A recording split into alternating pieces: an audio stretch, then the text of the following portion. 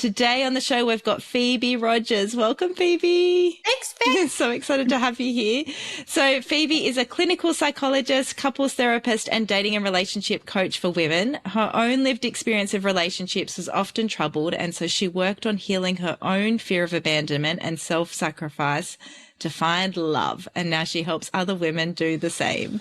So beautiful. Thank you. I love that you have gone through this yourself, because I haven't. And so it's so cool to have you had that experience and then to teach that same experience, because I can see so often, like whenever I look at your Instagram stories, that you speak from that space of experience, also with like so much knowledge, with the work that you've done, the training that you've done, and the personal knowledge, which is just so beautiful.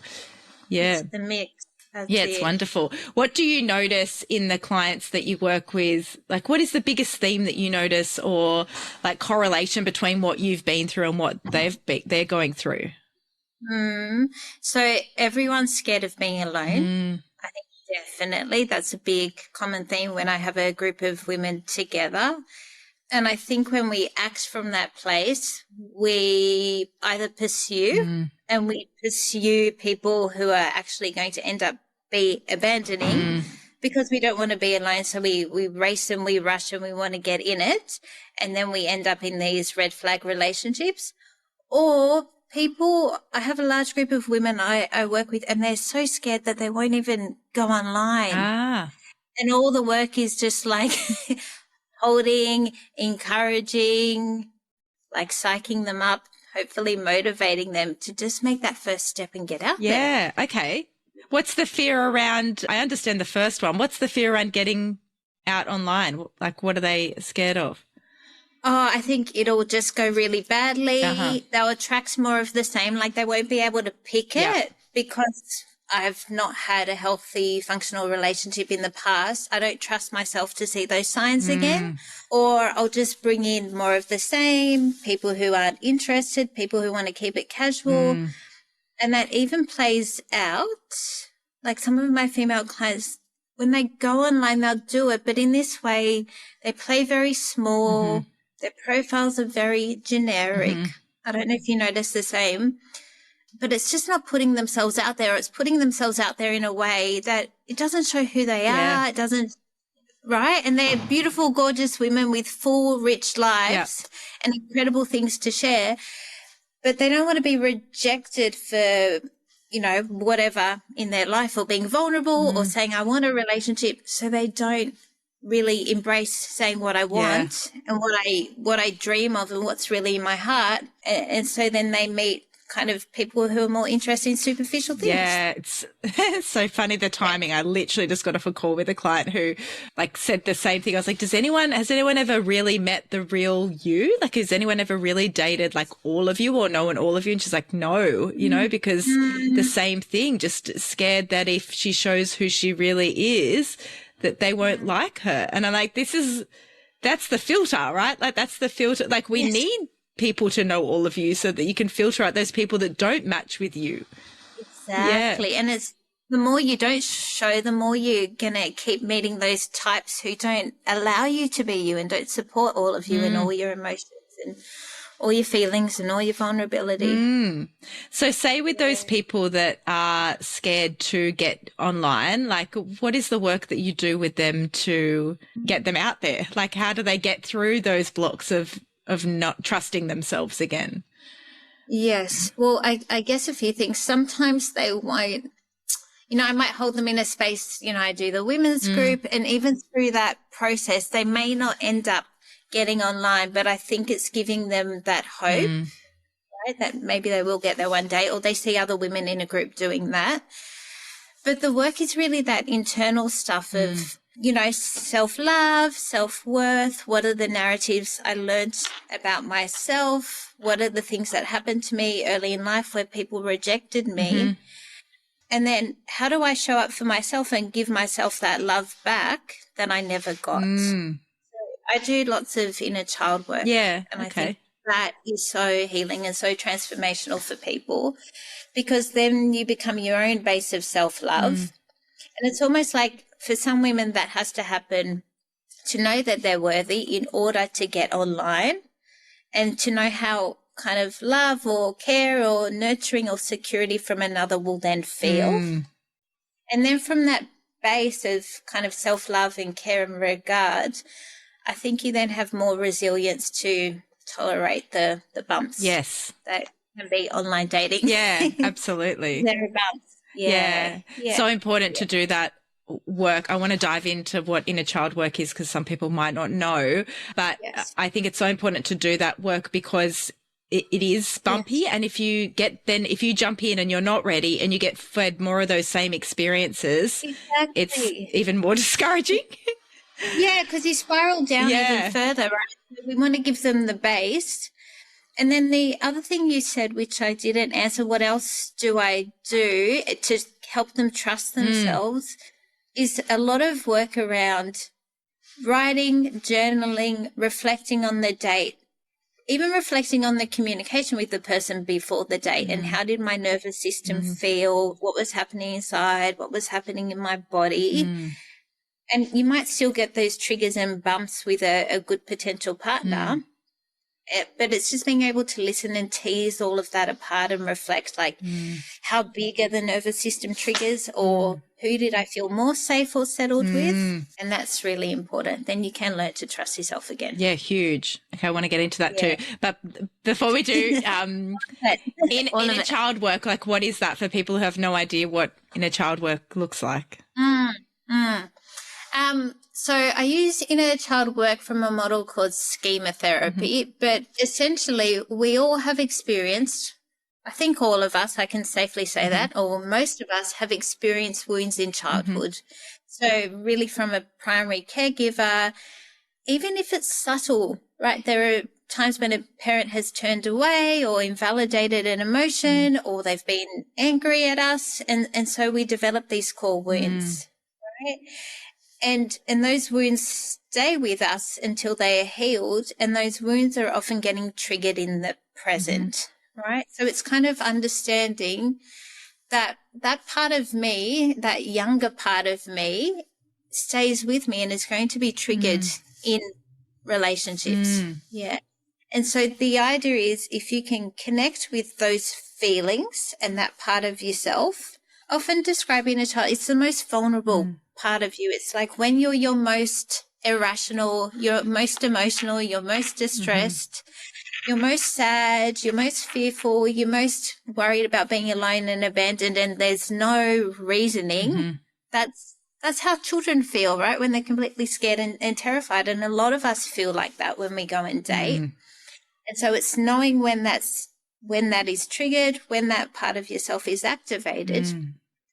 And then almost imagining like a good, loving, nurturing, present, attentive parent, that you take care of that part of yourself, often through dialogue. Yeah, beautiful explanation. How do you, like before you said teaching them in terms of like how do they, or getting them to reflect on how they felt within their nervous system, when people aren't aware of like their body, because a lot of people aren't conscious of what things feel like in their body. How do you start to show them what it's like? Like, how do they recognize those parts? Yeah, it's good. So I just did this body somatic therapy training. So even I kind of do 3 parts. So we might start with the outer sense of your body, because that might be a bit easier, how it feels in the chair. Then we might move to inside the body, even how your brain feels sitting in your skull, how your throat feels in your neck, your chest, your heart center, your breath. And then we'll kind of scan for any other kind of energy. I can feel it coming up now. You know, a tightness in your chest, a different sensation, might be dull, might be light, and really tuning into that. And then I often find, I don't want to give people the words of their emotions, but certain emotions will have different sensations or they hang about in particular body spaces. So, you know, often sadness in the throat, anger in the jaw, Shame often deep down in the stomach, anxiety in the chest. Yeah. And so we do lots of practices, you know, sitting quietly and noticing all of that and what might be coming up. And then also seeing if that feels like it's linked to something in earlier life, or if there's been a time or a memory where they have felt that earlier, and we try and link that all together. Okay, amazing. Yeah. And what does that do for people when you make that link? I think they go, this is what it means, right? This is what it means. Or like, I don't have to fear my emotions. I can have them. They're really important messages. Maybe they're telling me something, and so I can have it and be with them. And also, if you're more aware of what's happening inside, the work is just to notice and go, there's that feeling in my chest. That's going on. I can hold that. I can be there with that. I don't have to like make it go away. I don't have to soothe myself in other ways. I can just have it. Yeah. And then the knowledge that it'll pass or soften. Yeah. Yeah. That's so important. Cool. I hope everyone heard that, because it's just like a lot of the stuff out there is about getting these feelings to go away, or you should just feel happy or say happy things or project these positive feelings, and you're missing a whole part of yourself. So it's so important to be able to be okay with, there's no good or bad emotions. They're just emotions. No, exactly. Exactly. And to sit with it, because that's what you want in a relationship, don't you? When things get hard, you don't want a partner who turns away from your feelings. You don't want to turn away from your feelings. They matter. Yeah, huge. That's really cool. Really cool. What about when people are finding these, like they're repeating the same patterns, or that's what I find with a lot of my clients, is that they end up repeating the same patterns in relationships. So they're either getting like a lot of emotionally unavailable guys, or guys that just want them for sex, or people that are cheating on them. Like, what is the work we do with them when they're repeating these patterns over and over again? Well, first thing to say, like sometimes it's a little bit better. Like there'll be elements that are the same, but maybe it's a little bit better, or they got something positive. So I think we want to honor that, definitely. But if the pattern keeps happening, like how did the pattern keep happening? Right? And naming the pattern. So again, I use this schema therapy and what are the core wounds. And so it often be like the emotionally abandoning partner, the partner where I self-sacrifice, I give everything, and so they give very little. It might be like I don't feel lovable, so I attract a partner who can't show me love. And so we have to name the pattern, right? And they're often very clear, and they're very core. They started earlier in life, often before we were dating or in relationship. And then what I would do is I would name the thoughts associated with that, like I can't be alone, I can't survive on my own, or no one will ever love me in this way. And so then we've got to work on the belief system part, and then we've got to work on the emotional component is, okay, how do I sit with being alone, or how do I be a companion to myself? Or if I am tired and resentful and I'm always giving, how do I rest and be? So we're doing the cognitive or the belief system work. We're doing the emotional work on those things. And then we're also doing the behavioral work, like just do differently. Yeah. Which often means, you know, this women self-sacrifice and they give so much. So getting them into that place of what do I want to receive from my next relationship? How would I like to be treated? How can I just be and not actually give, and trust that I don't have to give all the time? Like, a partner is not going to love me because of what I give to them. It's my presence. Yeah, this is huge. Okay. How do we get them to be comfortable with just not giving all the time and receiving? Yeah, I mean, I had to learn that a lot myself, and I really struggled. I met my partner is a gorgeous human, and that's his way of showing love, and like he would book the dates and make the plans and take me away. I was like, what do I do? Like, how do I match that? And I was like, no, you don't. Like, he wants to do that for you, and that's his choice, and you can accept that. And so actually, and then I would catch myself early on, like, I'd want to help and unburden him and make his life easy. So really simple things like I'd start doing his washing because he was having a busy day. And I was like, why am I doing this? And that's okay if that's your relationship agreement and it's reciprocal. But I was like overdoing it. And so the work is like listening to those feelings. As soon as you're resentful, something's not working for you. Mm-hmm. Yeah. So I think really learning to speak and trusting that it's okay to say what you want and what you need, and focus on my gift is my presence. It's my companionship. It's the time together. Yeah, that's beautiful. Beautiful. Oh, yeah. You also just said something, I feel like it's left my head now. You said something really important then. I was like, that is so key. Oh, thanks. I didn't even know. We're just here rambling out. Everyone listen back a few minutes because there was something really important that I can't remember what it was. I think it's just, you just have to do the opposite. A lot of the work, I was like, I've, done lots of therapy. I saw someone who's a psychologist, relationship coach myself, but just like, what are you doing? Yeah. You don't have to do that. Like, permission from someone else. I think I need to hear it from someone else in the profession. You don't have to do that. Like, this is how a male partner shows you love. That is his pleasure. So I just had to change all of those beliefs.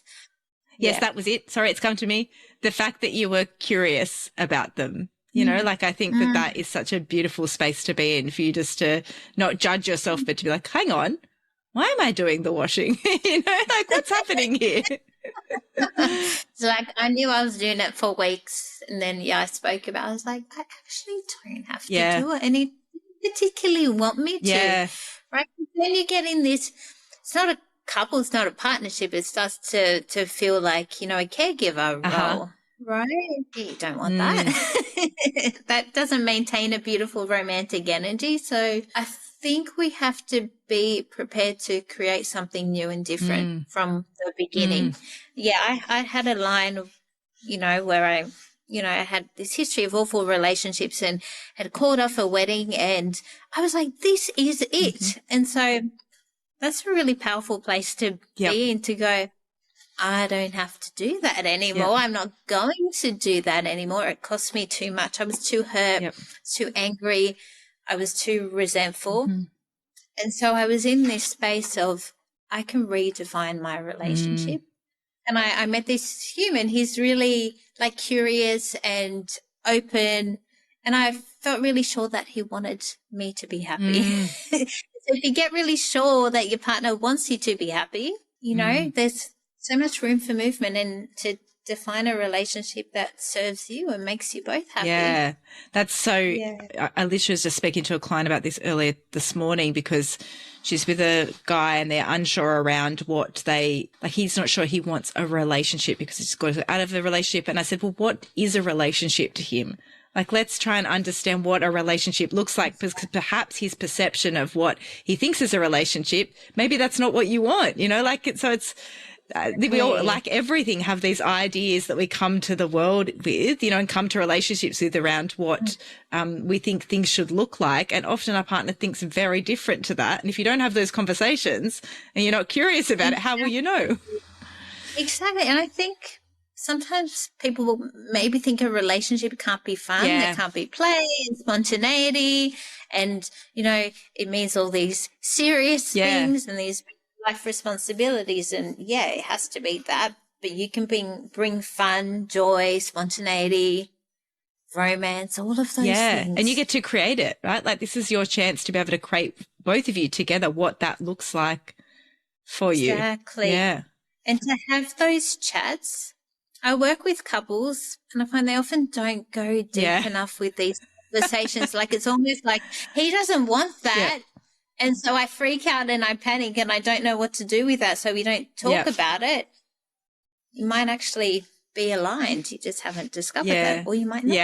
You need to talk. It must give you, I said to the client before, remember, I work with couples too. So I see them 5-10 years down the track. I need you to do the work now so that you're not in that position, necessarily later. Let's find out if your values align now. Exactly. I do a lot of that. And again, from that, I'm going to be left. And so I want to keep this because it feels good. I finally found a person, or I've brought something up a bit more serious or future planning before, and they haven't wanted to talk about it. So I hold and I hold back, and it's not good. Yeah. It often doesn't go well. Yeah. So then again, you're still not allowing all of you to be seen, are you? Exactly. Yeah. We get one chance at life, don't we? If you can have what you want, why not say it? Yeah, I agree. Yeah. So say for the people that are ready to get out there and start dating, what is it like? Where do they start? Like, what is the beginning steps for them? Besides setting up an online profile, everyone. There's more work to be done. I think it's how to do that. But I often do the work with women, like accepting that part of themselves. Like, can you really own, I want a relationship? I was one of these women, and I meet a lot of women. It's almost like shameful for them to say, I want a relationship. Yeah. It's almost shameful to say, I'm not happy on my own. Something is missing. And so to really embrace that language of, I want a loving relationship. I want a partner. I want someone to spend my life with. And it's okay and it's normal that I want that. That's really human. And then start telling people that you want that. Your friends, your family, you're putting it out into the universe, aren't you? And then you're beginning to imagine how that would be.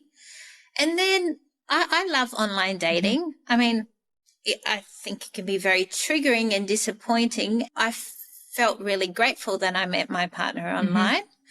And I think, thank God, that's an option because I'm an introvert and you won't find me at a nightclub. Yeah.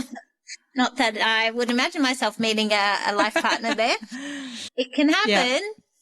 But I've had a client recently, and so she's befriended another female friend, and they're going out together, which I think is really great, and being a bit of a tag team, you know, going to sporting matches, to new events. It might be speed dating, but I think if it feels overwhelming, maybe you can find a friend to do it with. I think it's also this thing, just we're often so busy and we're getting to where we're going, and just stopping and slowing down and smiling at a stranger, or, you know, like saying hi to the person at the bookshop.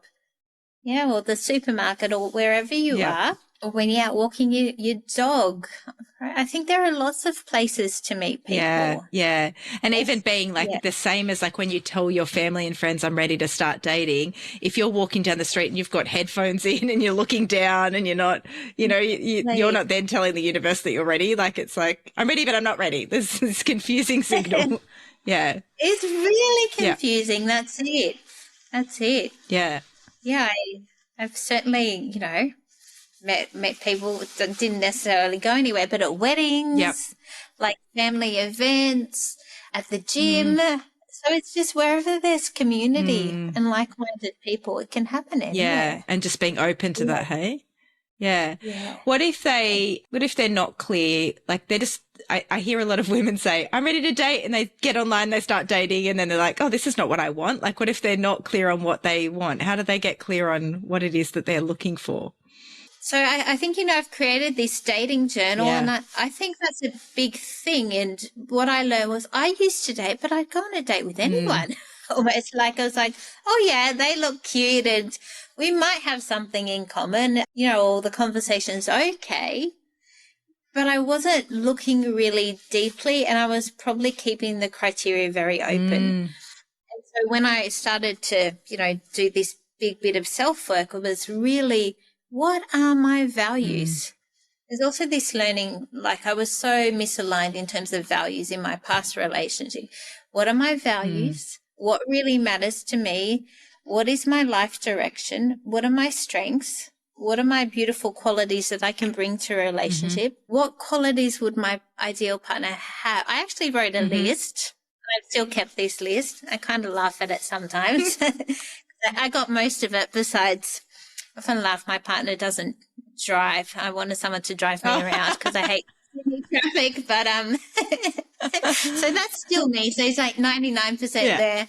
But I wrote the list. So I get women to write the list.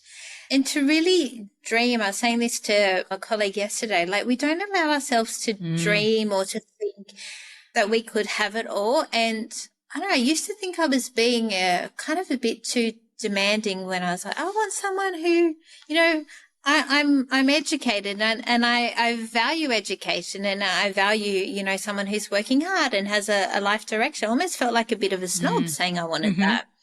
So I had to get comfortable. I think a lot of us have to get comfortable with what we want and what would be a good fit for us. And there can certainly be flexibility with that.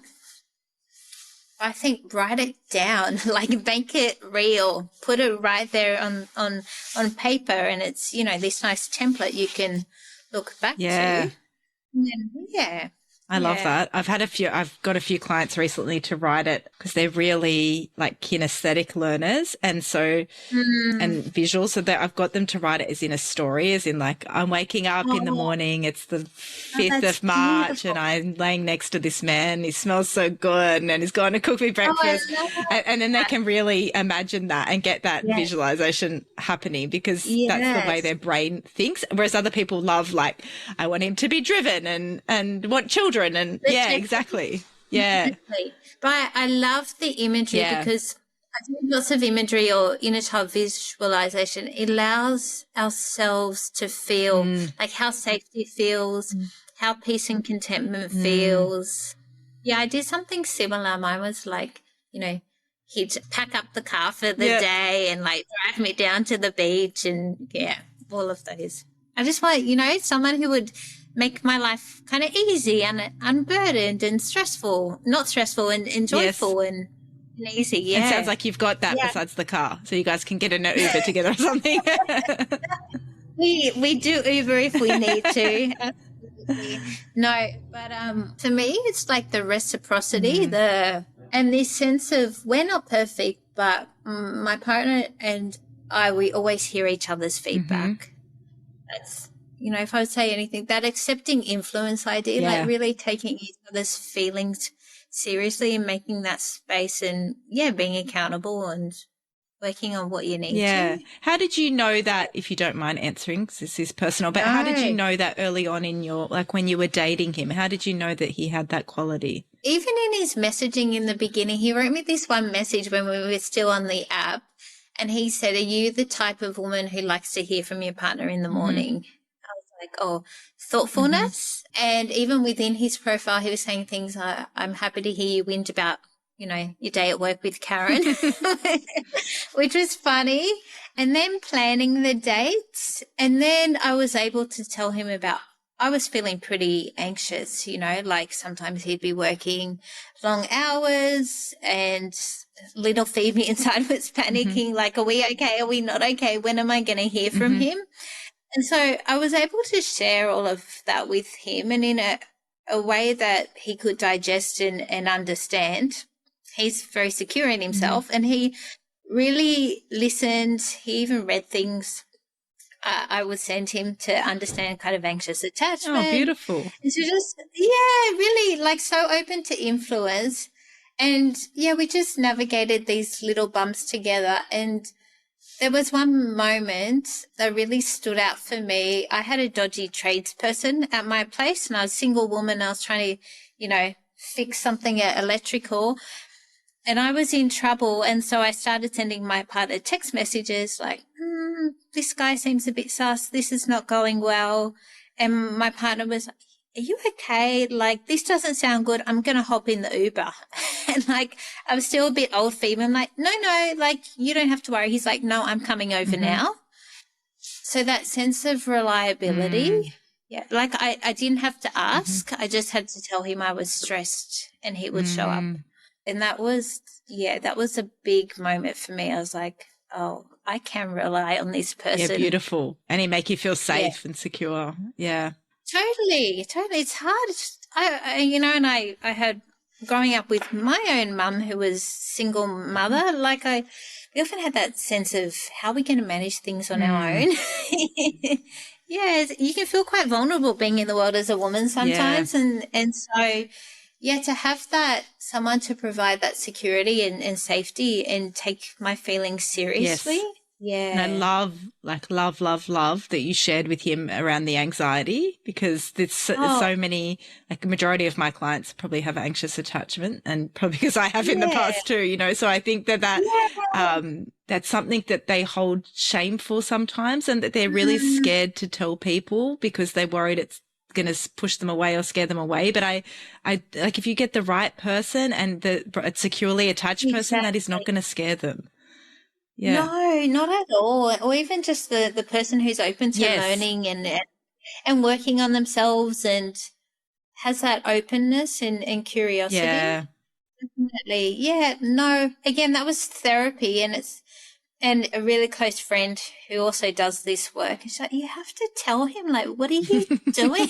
Like, how do you help a partner know you and understand you? So, like, even the professionals have our own stuff that blinds us in the moment. Yeah, absolutely. Totally.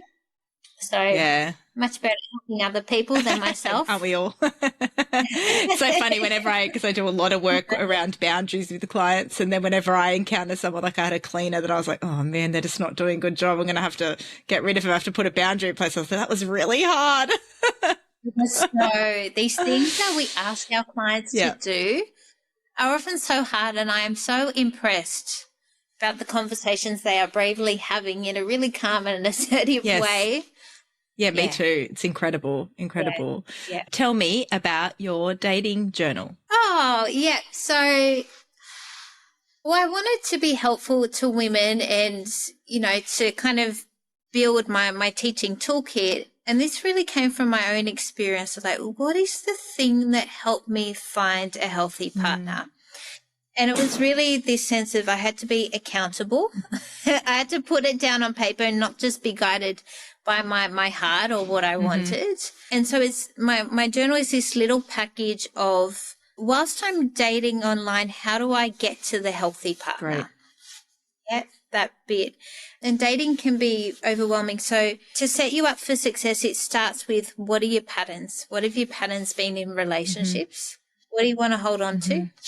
What do you need to shift? Start from that place of understanding. Then we move into preparing you to be online. And that a lot of people have really flawed, negative, and I understand because you've been so hurt when you've dated before, but we have to do a bit of work on, okay, if I'm out there searching for my person online, surely other people with the best of intentions who want the same are also out there. So just reframing that to create like real hope and optimism and confidence that it will go well. I do a little bit on setting you up for a profile that's authentic and vulnerable, like not playing it small. How do you, like what we've been talking about, like how do you really show yourself and help the person who is for you find you? Beautiful. Quickly and clearly. And then the most important part, I think, of the journal is, as I go on dates, after the date, write and answer these questions about how did that feel? What was my initial response? What felt good about that date? What did I feel unsure about, or what didn't sit well with me? What was happening inside my body? Yeah. Were there any kind of sensations in my heart or chest or my stomach? And thinking about your values, but would I see this person again? And to create that sense of, like, I shouldn't be feeling like fireworks and boom, boom, boom and adrenaline, because that's often pointing to something unresolved and unhealed within you, in a child kind of feeling, and that hot and cold. We don't want someone who's hot and cold. We don't want someone who comes in and makes you feel really good and then disappears in a very dramatic way. So just, you will be triggered when you're dating if you have wounds. I was certainly triggered, but you'll move towards calm and you'll move towards being settled. And in general, you just feel like a sense of kind of calm and safety, and I can be myself and I can say what I want. So it's, if I think if we don't have a roadmap and we don't have a plan, particularly when we've had a history of not good relationships, we will get off track. We're vulnerable to getting off track. And so it really worked for me to journal and to be accountable and to reflect, because even as I was doing this healing work, I would still get off track, right? And so I would still miss things. And so the way you don't miss things is by writing it down. Like, really, what's coming up inside my body? I love that. Like the gorgeous hot spunk. It's like these big sparks happening in my body. Was like, okay, eventually that was going to drop, right? It was just intensity. And so, I talk about chemistry versus connection. Oh, I love that. And so, like, chemistry is the boom, boom, boom. You don't want that. That is unrealistic, and it often fades, and it's not what love is. And I think love is connection, is this kind of, slower, more stable, more enduring, kind of calm. You're navigating life together, but you often don't have these adrenaline spikes. Yeah. You move towards this kind of stability. Yeah, and it's deeper, right? Like, I just feel like the more you're with someone, the deeper the connection gets. Yeah, it's like this unfolding over time. I love when that happens, and that's why I love couples therapy. I tell people to talk, because you can get to know your partner in a deeper way all the time. Absolutely. All the time. Yeah, and I love when that happens. Love when it happens in my relationship for my clients. My partner goes, oh, like this happened for me today, and I was feeling this. I was like, oh, there's so much more to understand. There's a whole world. And then I think it helps us have compassion and avoid conflict. And absolutely. Okay, cool. Well, the link to that will be in the show notes. So that's cool. Everyone can go there and grab it. Yeah. Any other magic you want to share with any single women navigating this dating world? Yeah, so the other thing that I created to help is a little 25-minute training about how to feel seen and secure when you're doing online dating. And so really to figure out your blocks, and to be seen, you have to show up as yourself. And so we revisit that process, and again, just how to be optimistic. So that's a little introduction to, that's more the getting motivated to date and getting in this frame where, like, let's do that, and how do I be myself? And there's a little coupon in there for the dating journal to get a little discount. Amazing. And then I have a women's group coming up, so that'll launch in August. I don't know if that resonates for your audience. In Sydney's eastern suburbs. Yeah? Online. Oh, amazing. Yeah, so I do it online. So I don't know when this podcast will come out, but I run them several times a year. And that's to do the deeper healing work, to figure out your inner child wounds. How do you soothe your anxiety when you're dating? How do you be vulnerable? How do you be vulnerable without that shame, without feeling needy? So we do a deeper kind of healing work on core wounds. And that is beautiful, because I think so many of us, I felt so alone dating. I felt like I didn't have any single friends. They're all partnered up, or, they have kids, or they're so burnt out they're not into it, or, So I think women can come together and connect and not feel alone in their experiences. So I would say that to, like, you're not alone. There's not anything wrong with you. It's often our patterns and our conditioning. And when we understand those, I just think everything changes. So I hope women know that if they're feeling stuck, or if they're feeling hopeless, you can get unstuck at any point, right? Again, I say this because I hope it gives hope. For me, it happened really quickly. Like, I called off an awful relationship. I called off a wedding. I went to therapy. Within about 4 to 5 months, I was back online dating again. After doing this healing work, I met my partner another 5 months later. But I just think if you do the work and draw the line and are prepared to go deep, my message is hope, right? That life can be fulfilling single or partnered, but the opportunity to heal and to heal deeply is there for all of us. Yes. And when we do, we get to be more of ourselves, which is such a gift, right? And then we receive more love. The more of ourselves we can be, the more deeply loved we get to feel, which is so beautiful. Yeah, and that's like, it's such a gift to the world and to you and to everyone around you. And, like, it's people want to see you and know you. And exactly. Yeah. Your assertiveness, say what you want, just be yourself, stop masking. Absolutely. Yeah, totally. Yeah. Tell me, where can everyone find you, be in your orbit? I'm on Instagram a lot these days. I have a nice little tribe there. So if you want to find out more about me and how to heal and not be a self-sacrificing woman, certainly on Instagram at The Relationship Space. Yeah, and certainly there's lots of blogs and resources on my website, therelationshipspace.com.au. Amazing. Yeah, you'll find me. Thank you so much. It's been wonderful, really insightful. And it's been so nice for you, good. Thank you. Pleasure.